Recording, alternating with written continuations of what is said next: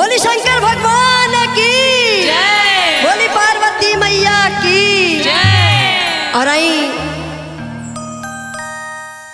सब गुरु बहन गुरु भाई लोग के प्रणाम बा, प्रणाम स्वीकार करी। और उससे पहले शिव गुरु जी के शरण में हमारा प्रणाम स्वीकार करी। और जितना श्रोतागण बा लोग उनके के भी हमारा प्रणाम स्वीकार करी। मधु पांडे के प्रणाम स्वीकार करी। और आई सभे आज शिव चर्चा बैठौले बानी और चर्चा में सब गुरु बहन गुरु भाई लोग आयल बड़े। कहाँ से जानता नहीं, आजकल बड़ा चर्चा फैलल बा बाबा के, हमरे भोले बाबा की बहुत चर्चा फैलल बा। कहाँ से जवन जवन कहेलन वो पूरा करेलन। बिल्कुल पूनम पांडे जी भी देखते रहनी है कि कहानी में का बतौली है, साचो भइल बा, हकीकत बा। जब केहू भाव भक्ति दिल से करेला तो कर हर अर्जी पूरी होखेला, पूरा होला। चाहे घर में झगड़ा हो चाहे रोगरा होके, लेकिन शिव गुरु जी के जे मनले बा ओकर हर भक्ति भाव पूरा भइल बा, पूरा हो जाता। तो आई जा सीधाम भक्ति चैनल के माध्यम से शिव चर्चा में एगो गीत लेके आयल बानी हमहू। और चर्चा में सभी गुरु बहन गुरु भाई लोग कैसे कहता कि हमारे घर में का होता और कहली कैसे हो कैसे हो। अरे गुरु जी, अरे गुरु जी, अरे गुरु जी, ए गुरु जी, अरे गुरु जी, अरे गुरु जी, ऐनी तो हरी सरनिया, ए गुरु जी, ऐनी तो हरी सरनिया, ए गुरु जी आइली तो हरी सरनिया। ए गुरु जी ए गुरु जी, अरे गुरु जी, अरे गुरु जी, ए गुरु जी, अरे गुरु जी अरे गुरु जी, ऐनी तो हरी सरनिया, ए गुरु जी, ऐनी तो हरी सरनिया, ए गुरु जी। क्या बात है।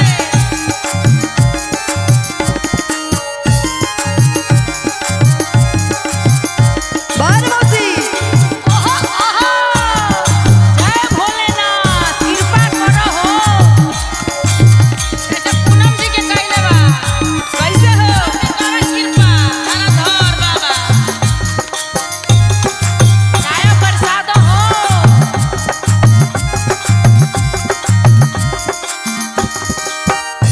और देखी घर में जब जब शिव चर्चा कराए तब घर वाले के मुंह फूलल जाला, सास ससुर के सबकर मुंह फूलल रहेला कि जब खाना बनावे के बेरी होला तो शिव चर्चा में चल जाली। हम जाइबे करे बाबा के घर लेकिन हम लोग ठान ले बानी बाबा कि हम चर्चा में जाए, चाहे झगड़ा होके चाहे मारपीट होके, लेकिन जाए। जौन होई तौन रात में फरियाल जाए। और कहली सास ससुर घर में मारे रोज ताना, हमारे रोज ताना, पागली कहेला सब भइनी हम दीवाना। होई हम दीवाना,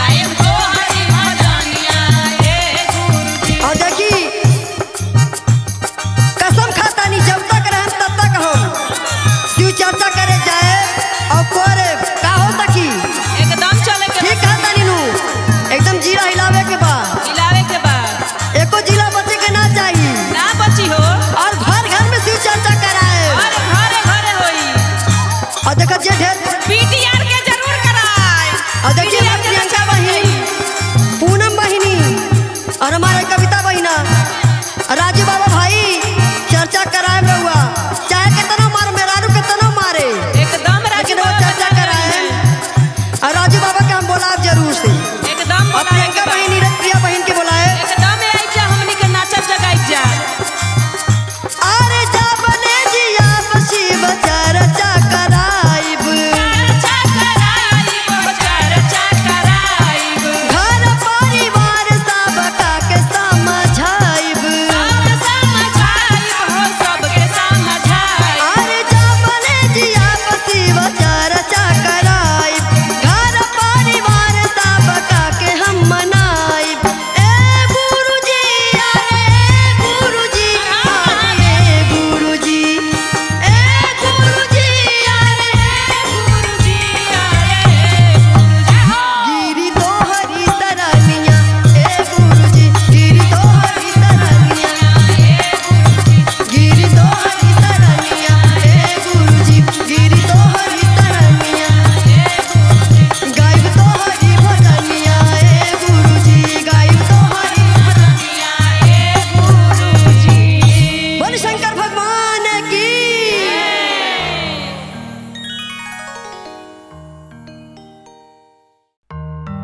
वो सच्चे दरबार की बोल शंकर भगवान की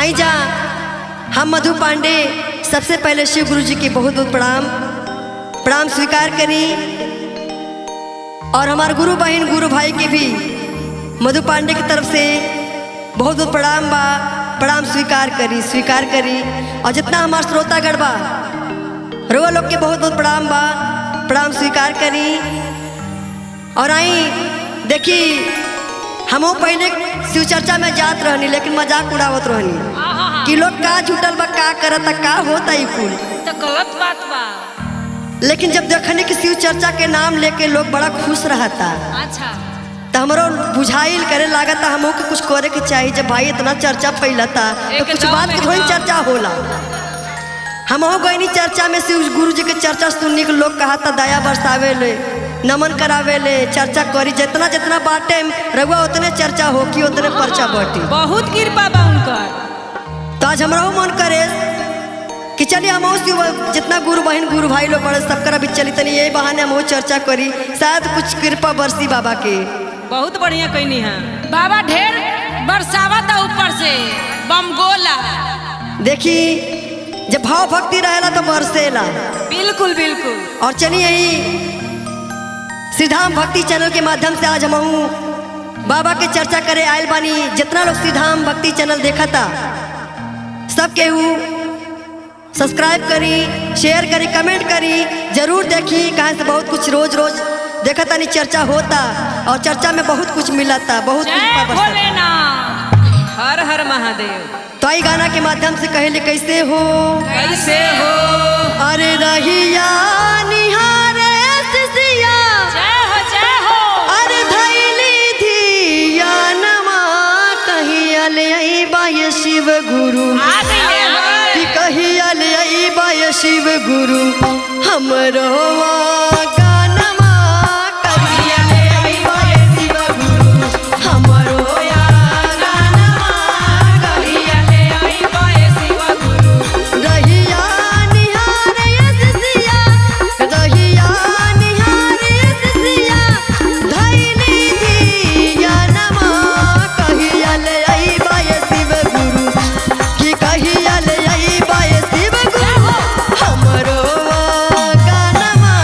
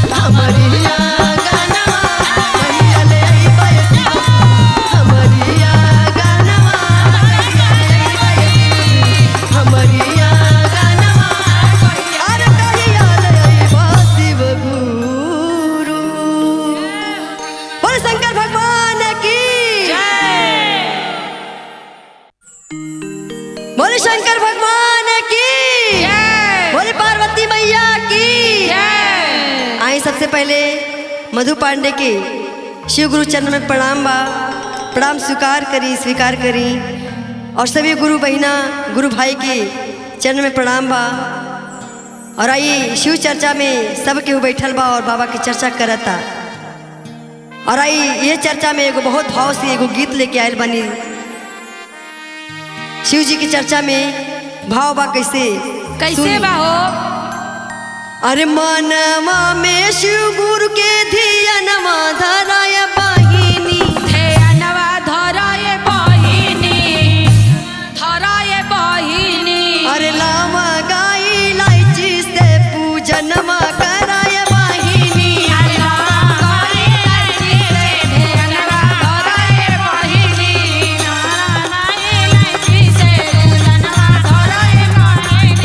मनवा में शिव गुरु के धियनवा धराय बहिनी,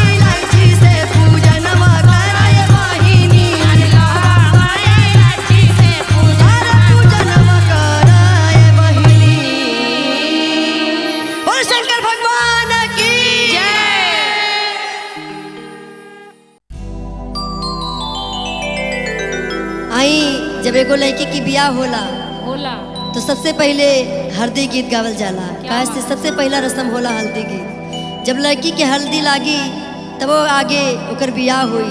लड़का लड़की के जब जोड़ा मिलेला हल्दी लागे एक दूसरा के, तब एक दूसरा के बंधन में बंधेला लोग। और लड़की हल्दी लागे तो सब सखियन जुटल बाड़ी। जुटल बा और कहा तरीका का कहतरी हो कि पीसा हो अम्मा धीरे धीरे हरदी के गांठ हो, पीसा हो अम्मा धीरे धीरे हरदी के गांठ हो, पीसा हो अम्मा धीरे धीरे हरदी के गांठ हो, पीसा हो अम्मा धीरे धीरे हरदी के गांठ हो, पीसा हो अम्मा धीरे धीरे हरदी के गांठ हो, पीसा हो अम्मा धीरे धीरे पहिला हरदिया अम्मा पंडित जी चढ़ाई है। पहिला हरदिया अम्मा पंडित जी चढ़ाई है हो पहिला हरदिया अम्मा पंडित जी चढ़ाई है।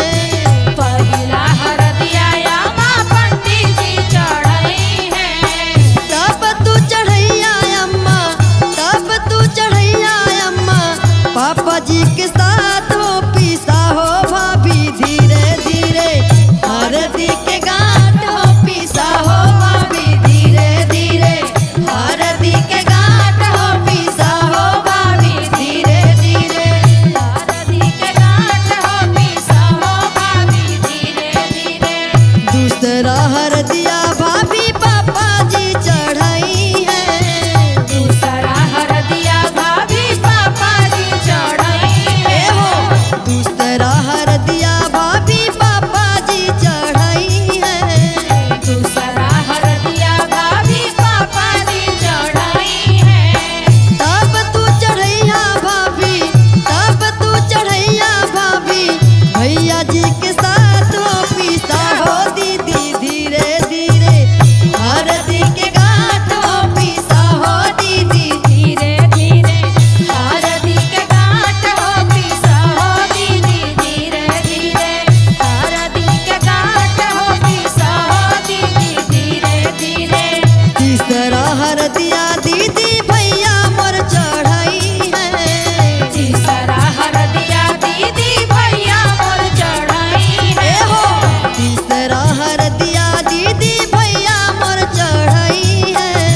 तीसरा हरदिया दीदी भैया मोर चढ़ाई है तब तू चढ़ैया दीदी, तब तू चढ़ैया दीदी जीजा जी के साथ हो, पीसा हो चाची धीरे धीरे हरदी के गांठ हो, पीसा हो चाची धीरे धीरे हरदी के गांठ हो, पीसा हो चाची धीरे धीरे हरदी के गांठ हो, पीसा हो चाची धीरे धीरे चौथा हरदिया चाची दीदिया चढ़ाई है। चौथा हरदिया चाची दीदिया चढ़ाई है चौथा हरदिया चाची दीदिया चढ़ाई है। हो चौथा हरदिया चाची दीदिया चढ़ाई है तब तू चढ़ैया चाची, तब तू चढ़ैया चाची चाचा जी के साथ हो, पीसा हो चाची धीरे धीरे हरदी के गांठ हो, पीसा हो चाची धीरे धीरे हरदी के गांठ हो, पीसा हो चाची धीरे धीरे हरदी के गांठ हो, पीसा हो चाची धीरे धीरे हरदी के गांठ हो, पीसा हो भाभी धीरे धीरे हरदी के गांठ हो, पीसा हो दीदी धीरे धीरे हरदी के गांठ हो, पीसा हो भाभी धीरे धीरे।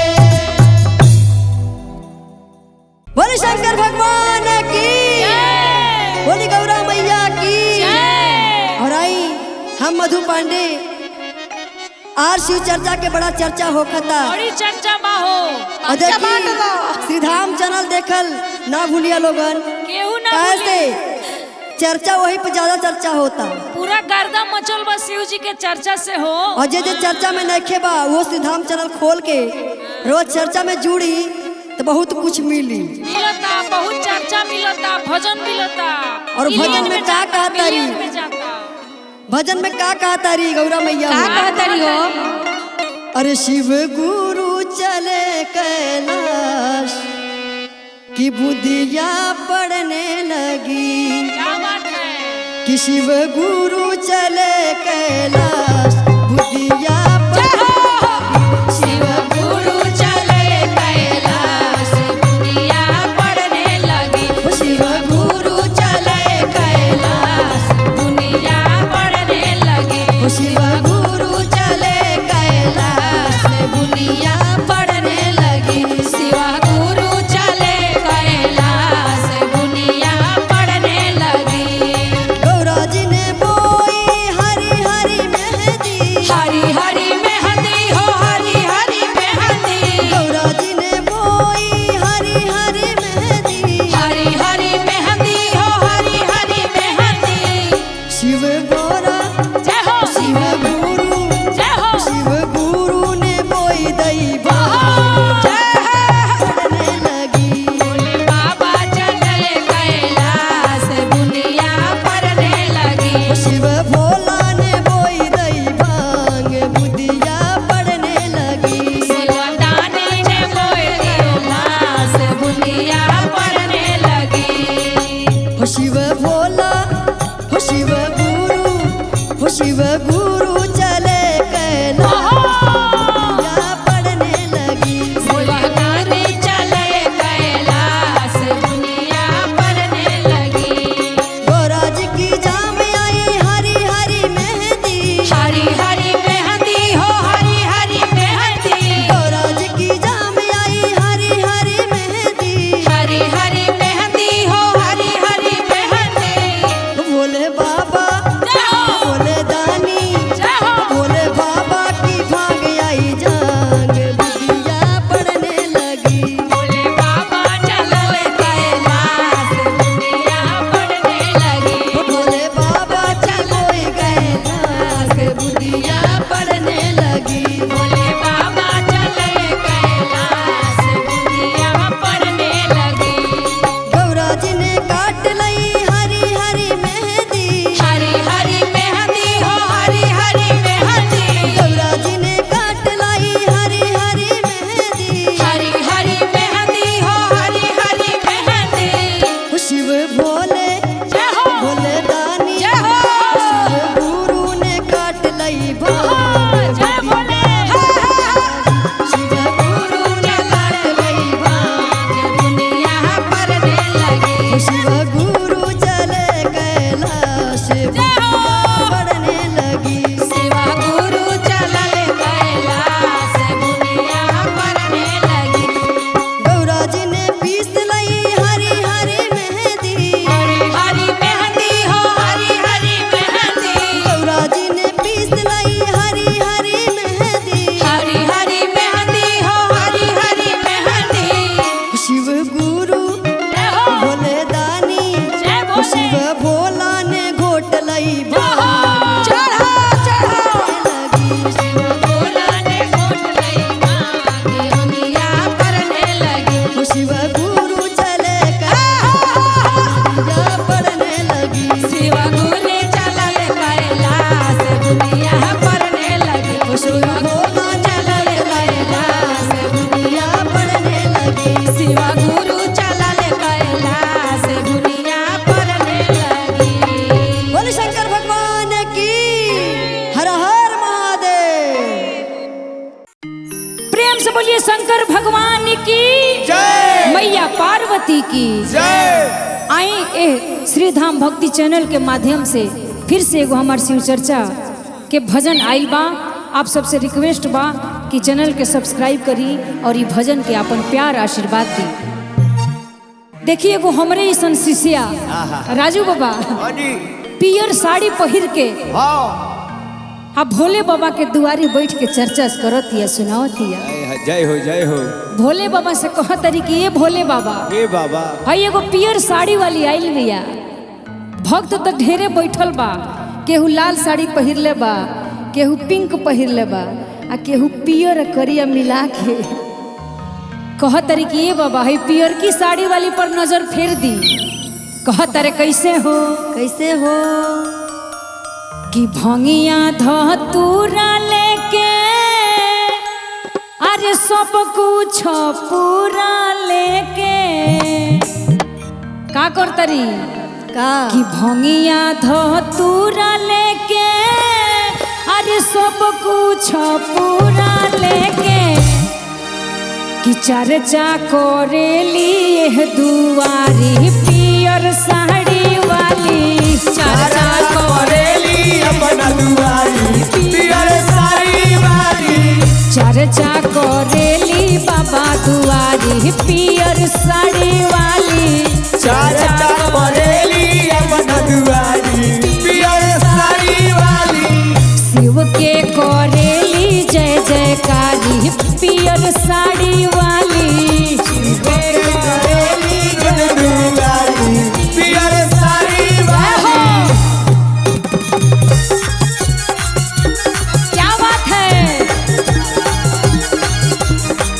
चर्चा करेली अपना दुआरी पियर साड़ी वाली चर्चा करेली अपना दुआरी पियर साड़ी वाली बाबा शिव गुरु शिव गुरु नजरिया फेर दिया हो शिव गुरु नजरिया फेर दिया हो शिव गुरु नजरिया फेर दिया हो शिव गुरु नजरिया फेर दिया हो शिव आ कैसे कैसे हो कि लवंग इलायची लेके पूजा के फूल लेके लवंग इलायची लेके पूजा के फूल लेके लवंग इलायची लेके पूजा के फूल लेके लवंग इलायची लेके पूजा के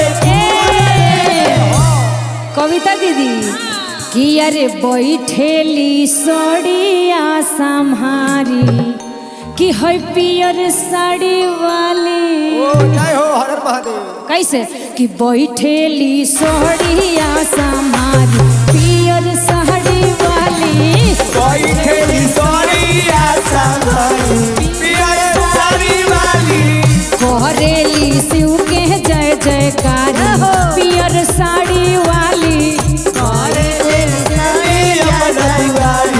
पियर साड़ी वाली गोदिया में मांगो तारी सुंदर लाला नामा हो गोदिया में मांगो तारी सुंदर लाला नामा हो कोहेली सुन बाटे गुरुजी आंगनावा हो कोहेली सुन बाटे गुरुजी आंगनावा हो आ संगे संगे कविता दीदी का मांगो तारी है नहीं आ जाई गोदिया में मांगो तारी सुंदर लाला नामा हो गोदिया में मांगो तारी सुंदर लाला नामा हो कोहेली सुन बाटे घरवा आंगनावा हो कोहेली सुन बाटे घरवाया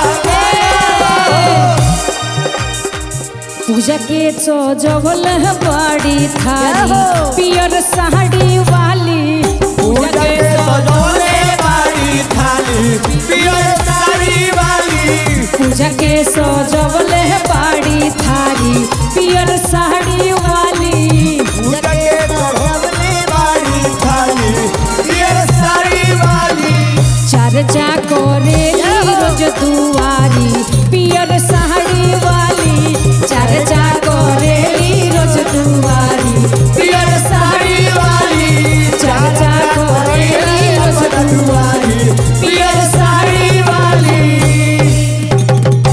प्रेम से बोलिए शंकर भगवान की जय। मैया पार्वती की जय प्रेम से बोलिए शंकर भगवान की जय सच्चे दरबार की जय आई फिर से शिव चर्चा में एगो बड़ा प्यारा भजन पूनम दीदी कुछ भी फल फ्रूट लागल हो के भोले बाबा के नजर ना पड़े ना पड़ी ना पड़े। लेकिन जहाँ भांग धतूरा देख ली हैं तब तो उनकर कंट्रोले ना हुई। प्रिय बहन नजर वही पर भोले बाबा डाले ले। खोआ मलाई पेड़ा मिठाई कुछ न कुछ चाहिए ना भावेला उनके। कुछ न भाई एक एगो चीज भांग धतूर गांजा बेल पत्तर पर लोभा बस जाए। बस ये कुल चाहिए उनके। तो ये सखी बोला बोला भांग धतूर तो ये सावन में पूरा जगह जोग भइल बा। एकदम जगह जगह जामल बिया। हाँ चले के भांग धतूर के दाढ़ी लियावे के चले के आ भोले बाबा पर चढ़ावे के आशीर्वाद पावे के सब गुरु बहिना लोग मिल के चले। कहे के बा कैसे कैसे हो कि सखी हो कि अरे भंगिया धतूरा वहाँ के झूमे डरिया। जब भांग धतूरे सावन में लहरे बा अब भोले बाबा के नजर पड़ले बा तो चले के चढ़ा दे कहाँ रह जाए उनका से। कि सखी अरे भांगवा धतूरा वहाँ के झूमे डरिया तो वो ही भंगिया पर भोला जी डाले नजरिया। ओही भांगिया पर भोला जी डाले नजरिया। तो वो ही भंगिया पर भोला जी डाले नजरिया। ओही भांगिया पर भोला जी डाले नजरिया। ए सखी भंगिया धतूरा वहाँ के झूमे डरिया। सखी भंगिया धतूरा के झूमे डरिया। तो वो ही डरिया पर शिव जी डाले नजरिया। ओही भांगिया पर शिव जी डाले नजरिया। तो वो ही भंगिया पर गुरु जी डाले नजरिया। ओही भांगिया पर गुरु जी डाले नजरिया। ओहो भंगिया फुलाई गइले धतूरा जुआई गइले। भंगिया फुलाई गइले धतूरा जुआई। ओहो भंगिया फुलाई गइले धतूरा जुआई गइले। भंगिया फुलाई गइले धतूरा जुआई गइले। किया है रसवा से भर गइले पुरबिल पोतरिया। सहे रसवा से भर गइले पुरबिल पोतरिया। कि सखी रसवा से भर गइले बिल पोतरिया। तो वही भंगिया पर भोला जी डाले नजरिया। ओही भांगिया पर भोला जी डाले नजरिया। तो वही भंगिया पर गुरु जी डाले नजरिया। ओही भांगिया पर गुरु जी डाले नजरिया। भंगिया तुरन हम कइनी फुलवरिया हो। भंगिया तुरन हम गइनी फुलवरिया हो। भंगिया तुरन हम कइनी फुलवरिया। भंगिया तुरन हम गइनी फुलवरिया हो। किया है गजवा से भर लेहनी फूल जड़िया। गजवा से भर लेली डरिया। ए सखी गजवा से भर लेहनी फूल डरिया। तो वही गजवा पर गुरु जी डाले नजरिया। ओही गजवा पर गुरु जी डाले नजरिया। वही भंगिया पर भोला जी डाले नजरिया। ओही गजवा पर भोला जी डाले नजरिया। वही गांजवा पर भोला जी डाले नजरिया। ओही गजवा पर भोला जी डाले नजरिया। ओही गजवा पर भोला जी डाले नजरिया। ओही गजवा पर भोला जी डाले नजरिया। प्रेम से बोलिए शंकर भगवान की।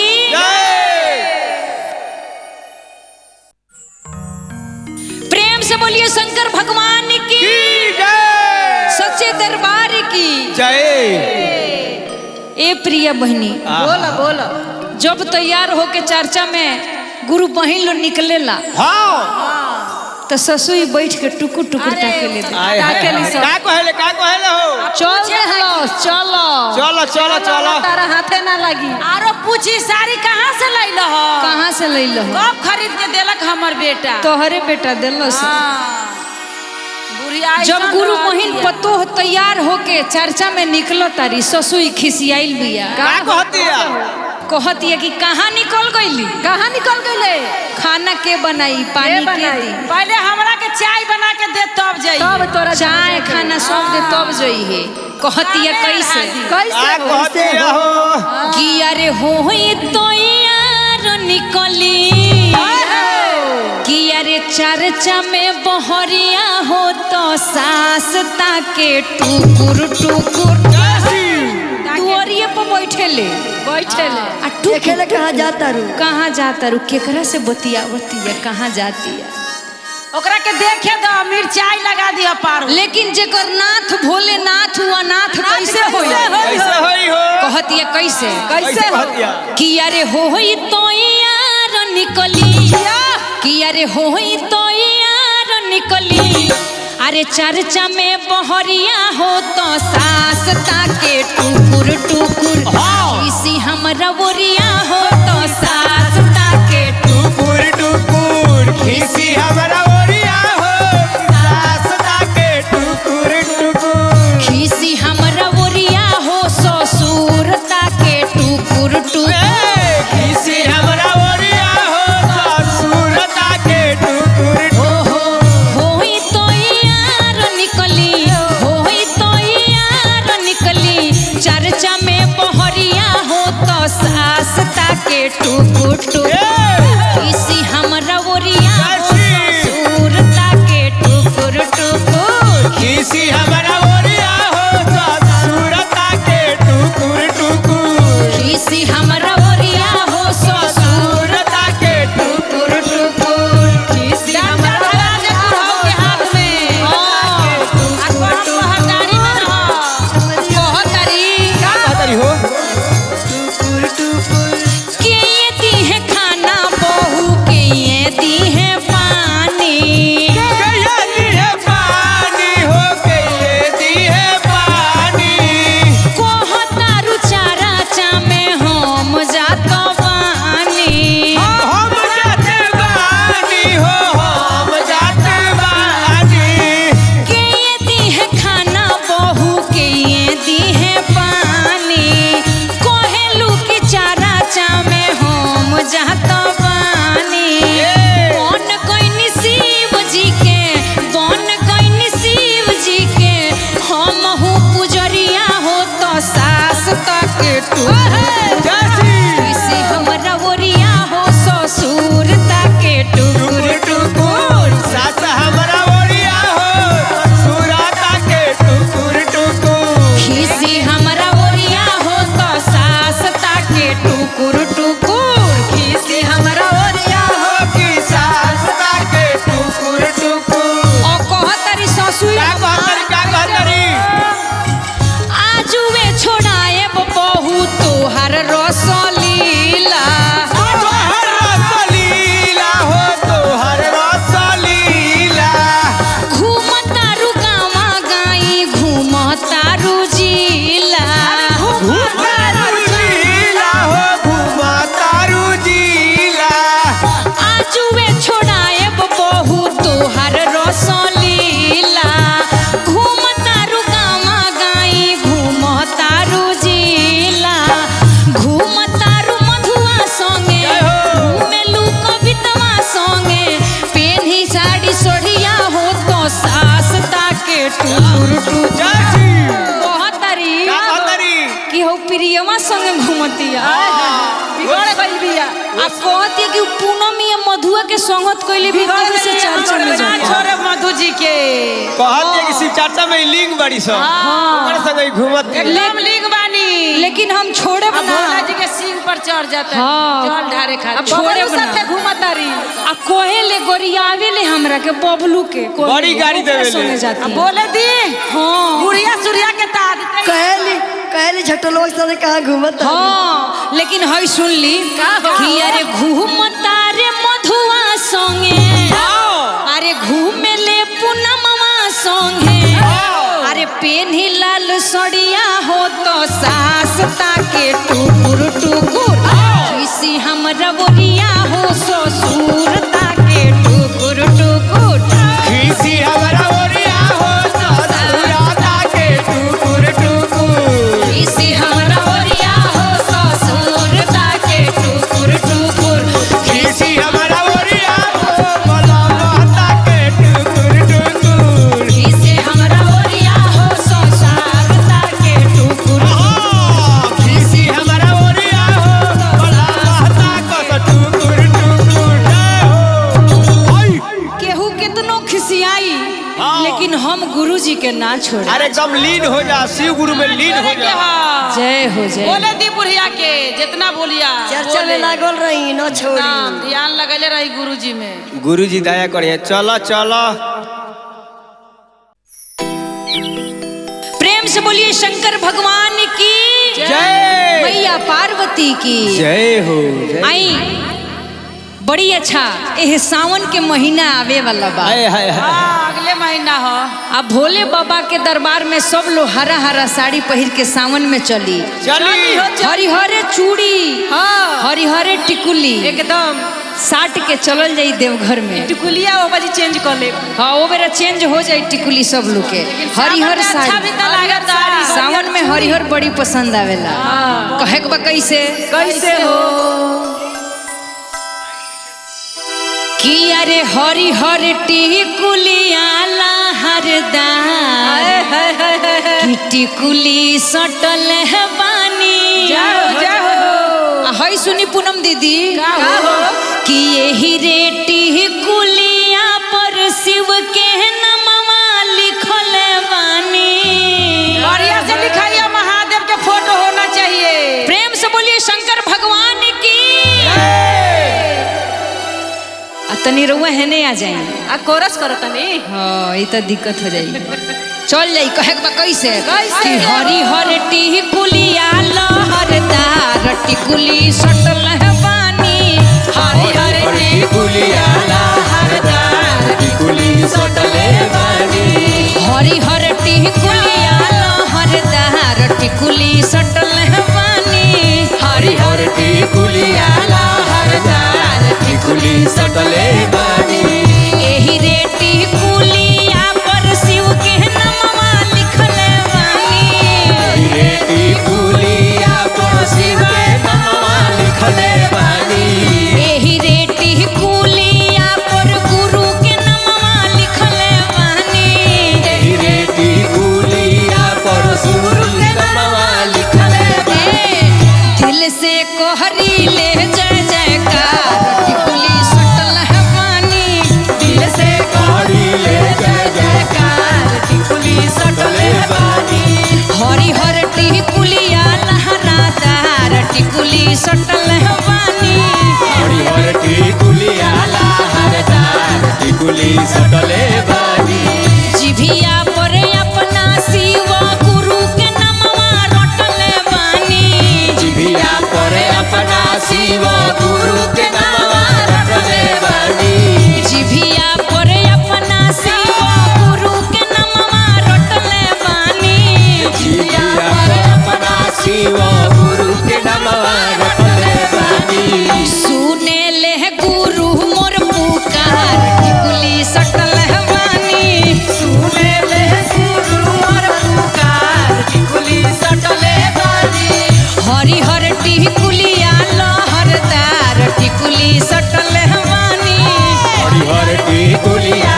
लहरदार टिकुली सटल बानी शिव जी के चारा चामे मानवा लगवले बानी शिवजी के चारा चावे मानवा लगवले बानी शिव जी के चारा चामे मानवा लगवले बानी शिवजी के चारा चावे मानवा लगवले बानी चर्चा कहराई बारे बार टिकुली सटल बानी चर्चा कराई बारे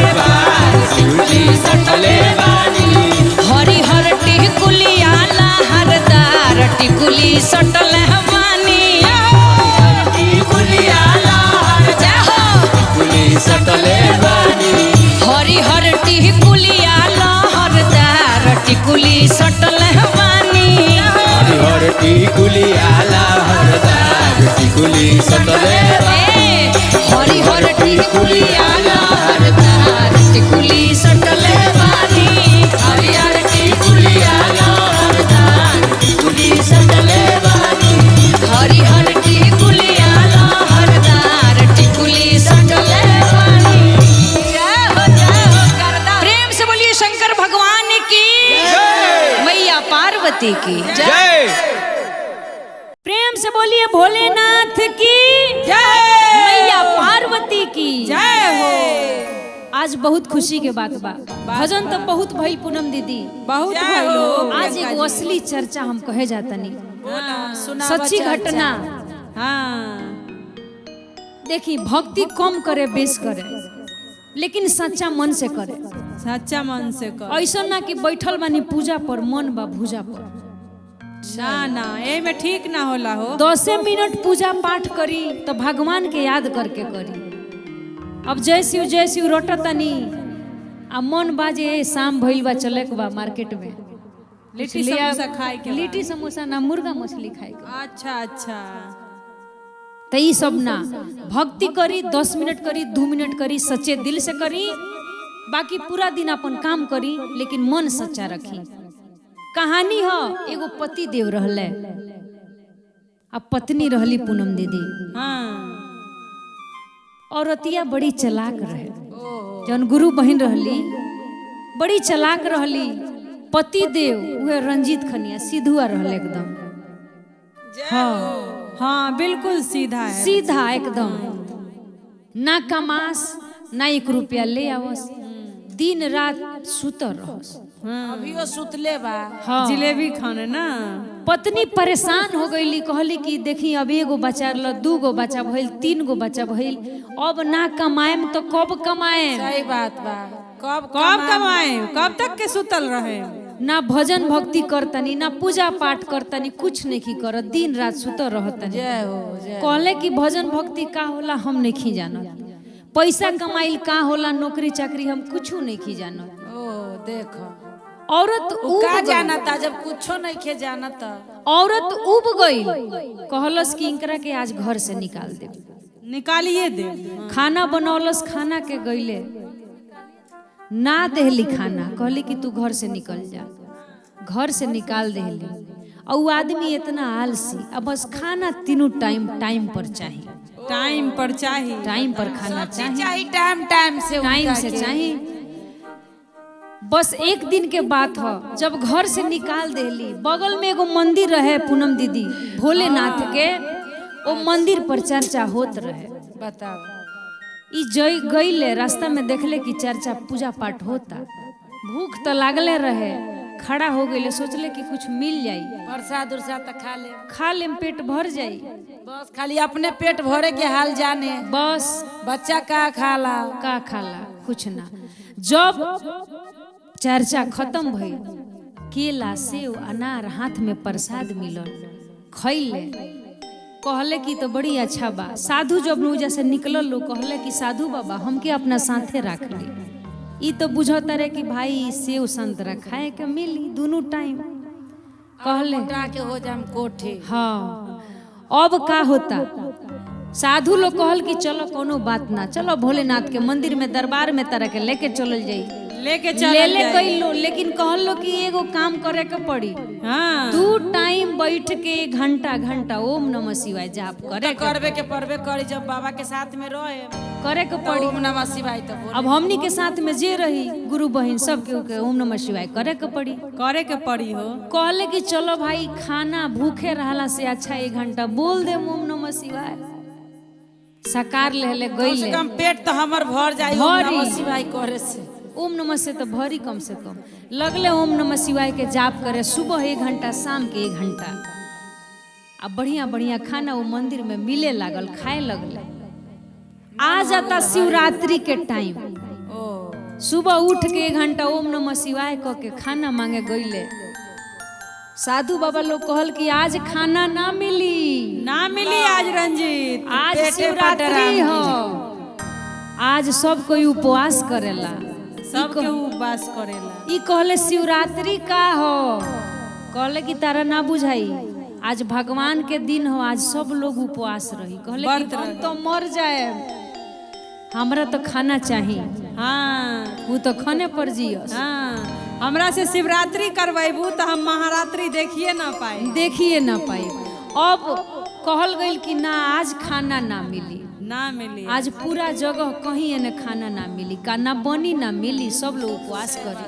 जय हो शिव गुरु। साधु बाबा के गोड़ ध के रोए लगले, कहले कि बाबा हम मर जाए। बाबा कहले कि ठीक बा, अगर तारा मर ही जाए के बा, एगो काम करो, तारा जिए खतीरा थोड़ा सा आटा ले लो, चल जा नदी के किनारे, अपने को अलग बना के खा लो। आज मंदिर में खाना ना बनी, ना बनी आज। 1 किलो आटा ले ले, आलू जौन भी अपन सामान रहे सर सब्जी के लेके गईले, समुद्र के किनारे आटा सान के रोटी बनौले। लेकिन साधु बाबा कहले कि खाए से पहले शिव गुरु के याद क के आ बोला के आ जौन भी बनई ह खई ह, शिव गुरु के खिया के खई ह, खई ह, भोग लगई ह जरूर। गईले 3 गो रोटी भइल पूनम दीदी, 3 गो रोटी बना के धल हेले, हाँ, सब्जी पकौड़ी जौन भी बनल बना के धल हेले। कहले कि शिव गुरु आई भोग लगाई। आई। अब बोलौले शिव गुरु के राजू बाबा कैसे? कैसे भाव में आवे के बाद बोलाल जाला बड़ी भाव से शिव भाव गुरु से के। बुलाओ तारे कैसे? कैसे? कि शिव नाथ आइए, मेरे नाथ आइए, अपने भोजन का भोग लगाइए। शिव नाथ आइए, भोलेनाथ आइए, अपने भोजन का भोग लगाइए। शिव नाथ आइए, भोलेनाथ आइए, अपने भोजन का भोग लगाइए। शिवनाथ आइए, भोलेनाथ आइए, अपने भोजन का भोग लगाइए। भोले बाबा सुनी कहनी कि बड़ा सच्चा इंसान बा, पेटू तो बा लेकिन बोलावा तो कम से लेकिन कम बोलावता। हमरो खाए खातिर। भोले बाबा सुनल तो भोले बाबा अपना पार्वती मैया के लेके आ दोनों जना आई लो। अब तो बताओ। पूनम दीदी रोटी बा 3 गो आ 2 जना उहे बालो। अभी सोचता बेचारा कि लो 3 गो रोटी है, 2 गो उहे लो खाई लो, एगो में हमार पेटवे ना भरी। आई लो बैठल लो, कलश की जल्दी खाई लोगी, एक हके गो रोटी खाए लोगी, ताकि एगो हमहू खा ले। एगो हमू खा ली। शंकर भगवान रोटी खैनी, पार्वती मैया खैली। शंकर भगवान कहनी परीक्षा लेवे खातिर कि हो बड़ी अच्छा बा, आधा आधा दे देबो। कहतन ना एगो बढ़ले बा, काहे दी, रउआ के दे देम तो हम का खाए? का खाए? पेट पर। पार्वती जी मान गईली, चल गई लो, घरे आई तो कहता कि साधु बाबा 3 गो रोटी भइल ह, 2 गो उहे लोग खाइल हलो, एगो में पेट भरल नहीं खे। फिर अगला शिवरात्रि आई, फिर वैसे ही चलल अपन, कहलस कि ये बेरी तनी आटा ज्यादा दे देब लोग। ज्यादा दे देम, 2 आटा ज्यादा 2 किलो 3 किलो मिल गईल। गईल बेचारा बनौलस, ए बेरी बनौलस 6-7 गो रोटी। हाँ, फिर बना उना के फिर वहीं बुलावता, कहता कि हे बाबा कि मेरे नाथ आइए, भोलेनाथ आइए, अपने भोजन का भोग लगाइए। शंभुनाथ आइए, भोलेनाथ आइए, अपने भोजन का भोग लगाइए। जय हो भोलेनाथ आइए, शंभुनाथ आइए, अपने भोजन का भोग लगाइए। भोलेनाथ आइए, शंभुनाथ आइए, मेरे भोजन का भोग लगाइए। अब की बात पूनम दीदी, गजब कहानी भई। का शंकर जी, पार्वती मैया, गणेश जी, गणेश जी, कार्तिक जी, बतावा बसहा भी। सब कोई बसहा लेहले जुट गई। आय अभी देखत अब एकरा पसीना छूटत। रंजीत के रोटी तो 7 गो, 6 आदमी 7 आदमी उहे लो। का बची खाए के फिर आज आफत पड़ गल पहले वाला। पहले वाला फिर खाना परोसलस आज तो शिवरात्रि आधा हो ही जाए। आधा हो ही जाई अइले सब कोई के खाना परोसलस बड़ी खीस में रहे कहता कि भगवान हम एक आदमी के बोलावे नहीं रुआ 7 आदमी काहे के आवे नहीं काहे के। जब खाना पीना हो गई सब कोई खा पी लिहल लेकिन एकरा मन में पिछला शिवरात्रि के भी बेचारा उपास रहे कुछ कृपा हो गई। ए शिवरात्रि में भी एगो रोटी बचल उपास रहे कृपा हो गई। तीसरा शिवरात्रि आइल जब आटा चावल बांध के लेके चलता साधु बाबा के मन में पाप आइल कि हो ना होई झूठ बोलेला। हाँ। आज हम वर्षों से तपस्या कैनी तो कोनो देवी देवता ना अइले आई हमेशा हर बार कहेला पेटू महाराज कि भगवान आके खा के गइल एगो रोटी बचल। उनका मन में पाप भइले शिवरात्रि के जाके समुद्र के किनारा से कहले कि आटा चावल तो देम लेकिन हम अब की बार देखेम कि आखिर सही बोलता कि झूठ बोलता का करता यहाँ का आटा चावल करता आके कहेला कि एके गो रोटी बाचल हो। बाता जब गइले देखले इहो चलाकी कइलस कहलस कि ए बेरी बनाए बना ए बेरी उलो आइलो तो आदमी गिन के खाना बनी तब बनी चलाक रहे। फिर बुलौलस चलाक हो गए। हाँ फिर बुलौलस देखो तरह के पूरा देवलोक के देवी देवता उपस्थित ब्रह्मा विष्णु महेश पूरे सृष्टि के पूरा सृष्टि के सारा देवता लो हाजिर कहता कि अब की बार हम बनौले नहीं खी अब की बार रउआ सब बनाई आ खाई हमरो के खियाई।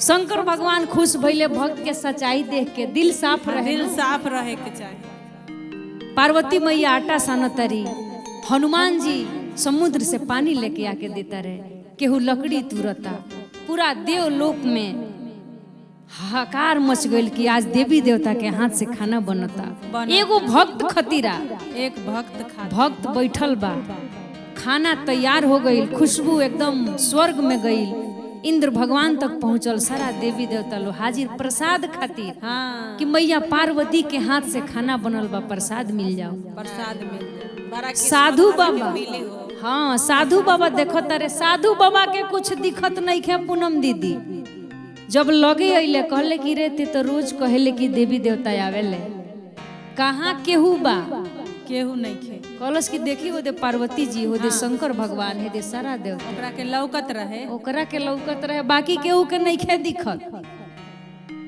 जब खाना बन गइल तैयार हो गइल सब लोग खा ले हल अभी रोता पैर पकड़ के कहता कि हमरा गुरु जी के भी ऐसन करी कि दिख जा दर्शन दी। शंकर भगवान कहले कि केंगा दर्शन दी इनकर मन साफ नहीं खे। साधु तो बाड़े मन साफ नहीं खे। तब जाके साधु के बुझाइल कि साधु के भेष से ना होला भाई मन साफ होके के चाहिए तब भाव भक्ति होके के चाहिए। जब पैर पकड़लस कहलस कि देखी हम तो खाए पियल आदमी भक्ति भाव ना जानी लेकिन यहाँ के तो वर्षों से राउर तपस्या कैले बनी यहाँ के दर्शन दे के जाई। भोले बाबा कहनी कि चलो तू भक्त हुआ तो चेला के वजह से चेला के सच्चाई दिल के वजह से आज गुरु जी के भी हम दर्शन देतनी वरना ई दर्शन के लायक अभी भक्ति नहीं खन कैले पाप कैले बाड़े। अब पैर पकड़ के माफी मांगले कहले कि चली आज के बाद से हमू पाप ना करे सच्चाई पर रहे आ दोनों जना के दर्शन देले पूरा सृष्टि के देवता लोग के दर्शन भइल और सब कोई धन्य हो गई। प्रेम से बोलिए सच्चे दरबार की जय भोलेनाथ की जय मैया पार्वती की जय हो।